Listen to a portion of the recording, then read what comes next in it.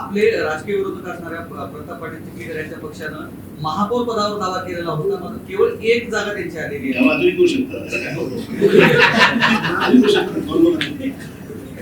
त्याचा नांदेडकरांनी तुमच्यावर विश्वास ठेवला की भाजपवर विश्वास टाकला? माझं मनुष्य मी त्यातला एक छोटा घटक आहे. मी भाजपपेक्षा मोठा नाहीये.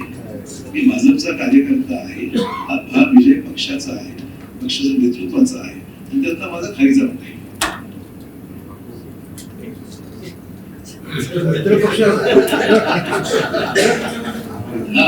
मित्र पक्षाला तुम्ही 6-7 जागा मिळतो असं हे केलं होतं, पण त्यांनी युती केली नाही. आता फायद्यात राहिले नाही, 4 जागा मिळते. पण आता निवडून किती आल्या?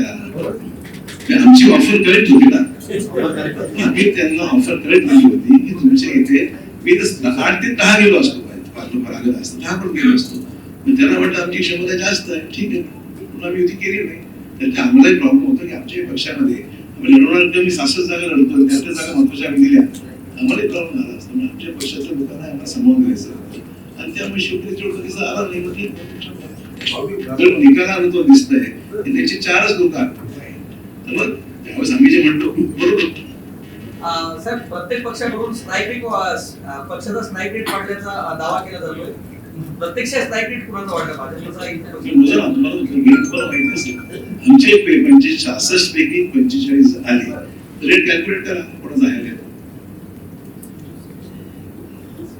अजून काही प्रशासकीय कामकाजाबद्दल समाधानी आहेत का? प्रशासकीय महानगरपालिकेवर सुधारणा करण्याची गरज आहे असं माझं मत आहे.